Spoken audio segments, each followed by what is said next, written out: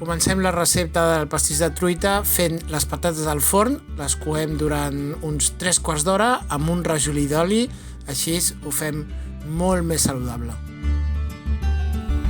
Tot seguit, mentre es couen les patates, salteixem els carbassons. Grava. Avui la fem només de patata.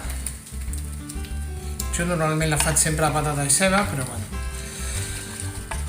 Sempre està bé fer algunes d'això. Assegurem que no se'ns enganxi.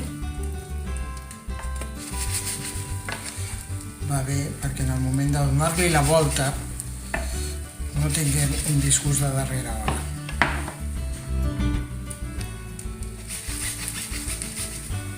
I ara bé, amb un minutet de res, o menys, ja li donarem la volta.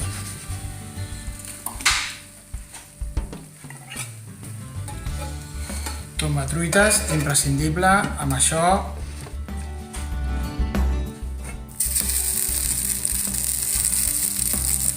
Això sempre passa. Posem una miqueta més d'oli per si acas, aquí. I tornem a posar.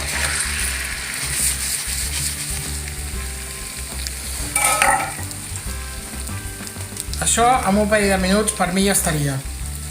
Si us haureu de menjar al cap de molt poc, sobretot. Si us haureu de menjar de l'hora dinar a l'hora sopar, potser millor coure-la una miqueta més. A mi la truita de patates m'agrada que es vegi l'interior sucós. Ja estarem. I finalment fem la truita d'espinacs on hi hem posat panses i pinyons.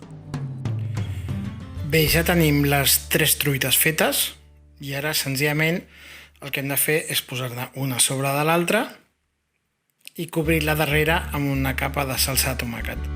La de patata sota, la de carbassó amb una mica de patata al mig i la d'espinacs amb panses a sobre. I aquí tenim el pastís de truites ja preparat. Aquí les veieu. I ara res, us serviu, evidentment, com a màxim a octaus, perquè aquí hi ha molts ous. La de patata en té 6, la de carbassó i una mica de patata en té 4 i la d'espinacs en té 3. Ho talleu, ho serviu tot junt i si us ho mengeu en la mateixa forquillada cada vegada, millor. I finalment aquí tenim el que seria una ració d'aquest pastís de truites.